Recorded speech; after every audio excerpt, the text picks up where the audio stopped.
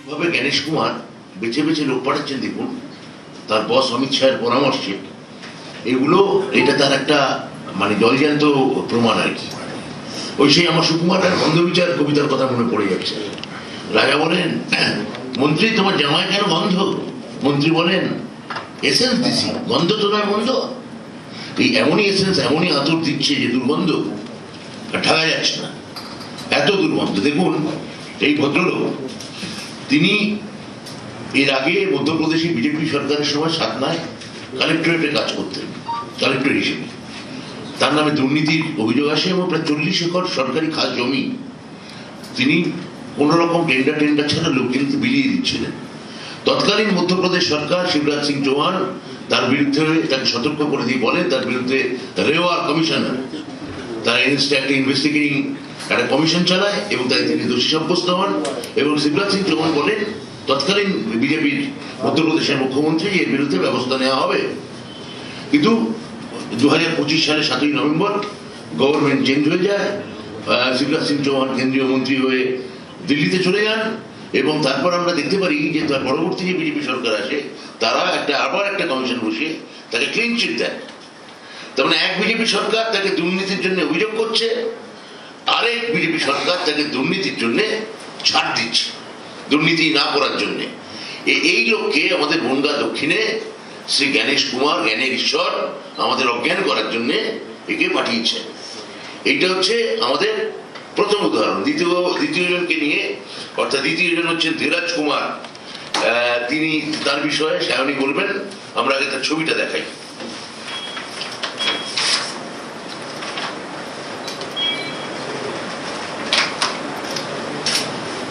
একটু ধরে রাখুন। লাইটের রিফ্লেকশনটার জন্য আর লাইট রিফ্লেকশন হবে না। সায়নী বলুন এর ব্যাপারে। মানে এক্সে ওয়ার্কার এক আর কি, কাকে ছেড়ে কার কথা বলবে। সব এক্সে ওয়ার্কার এক, ওখানে কনস্পিরেসি করে, ষড়যন্ত্র করে। নির্বাচন কমিশন শুরুতে বলেছিলেন যে আমরা এমন লোকজনকে চাই যারা নিরপেক্ষতার সাথে একটি নির্বাচন প্রণালী বা প্রক্রিয়াকে সম্পন্ন করবে।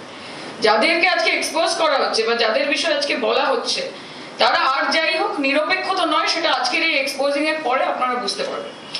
ধীরাজ কুমার জেনারেল অবজারভার গাজলে এনাকে আনা হয়েছে এবং ইনি শিন্ডে এবং ফডনভিস ক্যাম্পে, আপনার হেলথ ডিপার্টমেন্টের সরকার মহারাষ্ট্র গভর্নমেন্টের শিন্ডে এবং ফডনভিস ক্যাম্পে হেলথ ডিপার্টমেন্টের কমিশনার হিসেবে কাজ করতেন এবং উনি থাকাকালীন accused of 8,000 crore ambulance tender scam। 8 দিনের মাথায় টেন্ডার ডাকা হয় এবং এটা ওখানে বিরোধীরা বলেছিলেন 8,000 crore ambulance tender scam, 8 দিনের মাথায় টেন্ডার ডাকা হয় এবং এটা ওখানে বিরোধীরা বলেছিলেন যে লোকাল লিডারের আত্মীয়কে বেনিফিট করার জন্য এই টেন্ডারটা ডাকা হয়েছে। এবং শুধু তাই নয়, এই টেন্ডারের বিরুদ্ধে যদি কেউ কথা বলে এবং এই টেন্ডার নিয়ে যদি কোনো স্তরে কোনো আধিকারিক কোনো প্রশ্ন তোলে, তাকে আইদার শিফট করে দেওয়া হবে বা তাকে অন্য কোথাও ট্রান্সফার করে দেওয়া হয়, এই ধরনের হুমকি অবধি দেওয়া হয়। তো এই ভদ্রলোক হচ্ছেন তিনি যার সময় এই 8,000 কোটি টাকার অ্যাম্বুলেন্স স্ক্যাম হয়েছে। আমরা একটা জিনিস বুঝতে পারছি যে কাদেরকে বেছে বেছে আনা হচ্ছে। তাদেরকে বেছে বেছে আনা হচ্ছে যাদের বিজেপির প্রতি কোনো না কোনো রকমের দায়বদ্ধতা রয়েছে, যাদেরকে কোনো না কোনো সময় বিজেপির সরকার বা বিজেপির নেতা নেত্রীরা অব্লিগেট করেছেন, বাঁচিয়েছেন কোনো না কোনো জায়গা থেকে, এবং তাই এখন তাদেরকে বিশ্বাস করে তাদেরকে এখানে ডিপ্লয় করা হয়েছে যাতে তারা বিজেপির অঙ্গুলি হেলনে এখানে কাজ করে। 3 নম্বরে আমরা যাব, ব্রাত্যদা আবার বলবেন।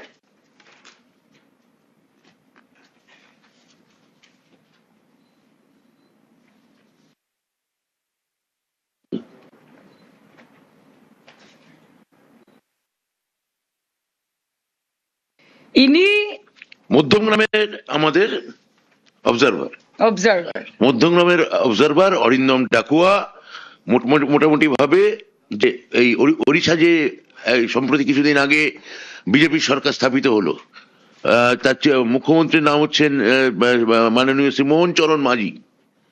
তার অফিসে সিএমওতে সচিব হিসেবে কাজ করতেন। এটা মানে বোঝা যায় যে কেমন লোককে পাঠানো হচ্ছে, যে এটা কোনো এটা টেকনিক্যাল পোস্টিং নয়। এটা মানে রাজনৈতিক দপ্তরের সঙ্গে, যে রাজনৈতিক অফিসের সঙ্গে মন্ত্রীর অফিসের সিএমওর সরাসরি লিয়াজও করতেন। তা এই রকম লোক তিনি চলে এসছেন এখানে আমাদের অবজারভার হয়ে। তাহলে প্রথমজন তিনি জমি কেলেঙ্কারিতে যুক্ত, দ্বিতীয় জনের কথা সায়নী বলেছেন, মহারাষ্ট্র গভর্নমেন্টের তিনি হেলথ কমিশনার ছিলেন এবং টেন্ডার স্ক্যামের সঙ্গে যুক্ত, এবং জনৈক মন্ত্রী, ওই একজন ওখানকার মহারাষ্ট্র গভর্নমেন্টের মন্ত্রী এক আত্মীয়কে তিনি ওই 8,000 কোটি টাকার টেন্ডার পাইয়ে দেওয়ার অভিযোগে অভিযুক্ত। আর থার্ড হচ্ছেন এই অরিন্দম ডাকুয়া। তো এই সব লোকজন আমাদের এখানে আসছে। এবার আমরা চলে আসবো যে বালিগঞ্জে যে ভদ্রলোককে নিয়োগ করা হয়েছে সেটা একটা সাংঘাতিক ব্যাপার। সেটা আগে দেখাই। ভদ্রলোকের নাম হচ্ছে গন্ধম চন্দ্রদু। ওই যে বললাম, রাজা বলেন মন্ত্রী তোমার জামায় কেন গন্ধ? মন্ত্রী বলেন এসেন্স দিছি, গন্ধ তো নয় মন্দ। এই যে গন্ধ তো নয় মন্দ।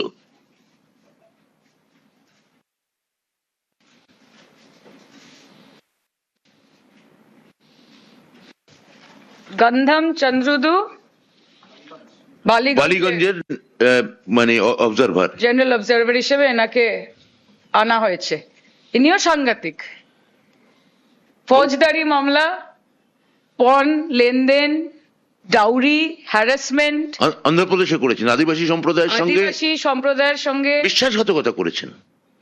যেভাবে একটা পণ সংক্রান্ত মামলায় আদিবাসীদের উনি হ্যারাস করেন, সেটা এই যে এই আদিবাসী নিয়ে এত কথা হচ্ছে, সম্মানীয় রাষ্ট্রপতি এসে এখানে বলে গেলেন তিনি বাংলার মেয়ে এবং তিনি যা যা বলার তিনি বললেন। কিন্তু আদিবাসীদের সঙ্গে সত্যি বিজেপি কি চোখে দেখে, এই গন্ধম চন্দ্রদু সেটা দেখিয়ে দিয়েছিলেন অন্ধ্রপ্রদেশে।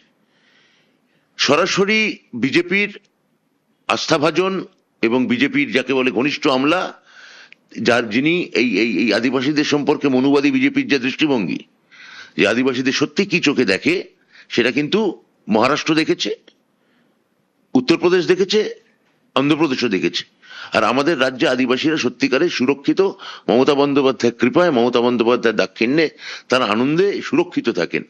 এই রকম লোককে আমাদের বালিগঞ্জে পাঠানো হয়েছে।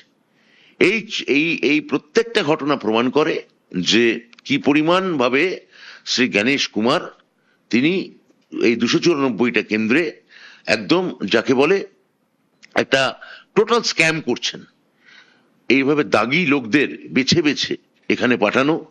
তিনি পশ্চিমবঙ্গের প্রশাসনিক খোলনলচে পাল্টে দিতে চান। 73 জন রিটার্নিং অফিসারকে তিনি বদলি করেছেন। DGP, ADG law and order, police commissioner, মুখ্য সচিব, হোম সেক্রেটারি সবাই বদলি করে দিয়েছেন।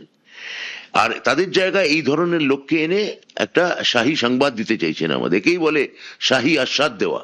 এই যে দেখুন আমাদের প্রশাসন কেমন লাগে। মানুষ দেখতে পাচ্ছেন বিজেপির প্রশাসনে বিজেপির ঘনিষ্ঠ আমলারা এখানে এসে বসলে সত্যিই বাংলার কি অবস্থা হতে পারে তার এক টুকরো, এক ফালি আস্বাদ আমরা আপনাদের এগুলোর মাধ্যমে মানে আপনারা পেয়ে যাবেন। সেটা আমরা দিলাম। আমি সায়নীকে এবার এটা নিয়ে কিছু বলার জন্য বলছি। যে আপনারা সকলে আজকে এখানে উপস্থিত আছেন, আপনাদেরকে একটা জিনিস বুঝতে হবে, that the country is going through a black fez. আজকে এটা পশ্চিমবঙ্গের বা বাংলার বিষয় নয়, এই বিষয়টা কিন্তু সমগ্র দেশের। কিভাবে আজকে একটা ইলেকশন কমিশন অফ ইন্ডিয়া, যেটা একটা দেশের সর্বোচ্চ কমিশন, তাকে ম্যানুপুলেট করে ভোট জেতার প্রক্রিয়া। আজকে 294টা কেন্দ্রে আমরা বলছি যে আমাদের প্রার্থীর নাম হচ্ছে মমতা বন্দ্যোপাধ্যায়, আমাদের মুখ হচ্ছে মমতা বন্দ্যোপাধ্যায়। এতদিন বিজেপি বলতো আমাদের মুখ হচ্ছে নরেন্দ্র মোদী। এখন 294টা সিটে কে মুখ? গণেশ কুমার হচ্ছে মুখ। তার হাতে রয়েছে সব পাওয়ার। আমি দেখছিলাম বসিরহাটে 5 নম্বর পার্টে একটা বুথে প্রায় 340 জন রয়েছে যাদের নাম লজিক্যাল ডিসক্রিপেন্সিতে পড়েছিল। যখন অ্যাডজুডিকেশনে তারপর তারা যায় এবং কালকে যখন সাপ্লিমেন্টারি পরশুদিন লিস্ট বেরিয়েছে, তখন সেই 340 জনের নাম বাদ হয়ে গেছে। সেই 340 জন মুসলমান, সেই 340 জন মানুষ, সেই 340 জন বাংলার প্রকৃত ভোটার।